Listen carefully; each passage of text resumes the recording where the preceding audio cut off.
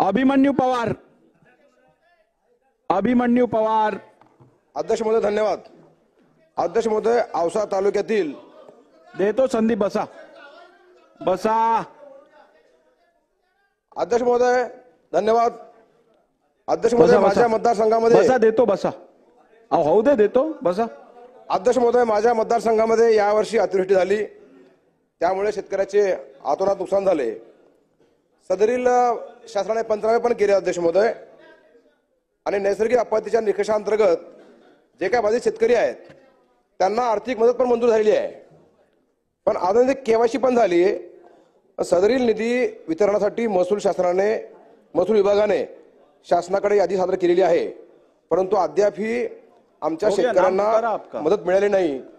ती अतिवृष्टीची मदत शासनाने तात्काळ उपलब्ध करून द्यावी शेतकऱ्यांना. केवायसी पण झाली, सगळं झालंय, फक्त आता मदत यायची राहिली आहे.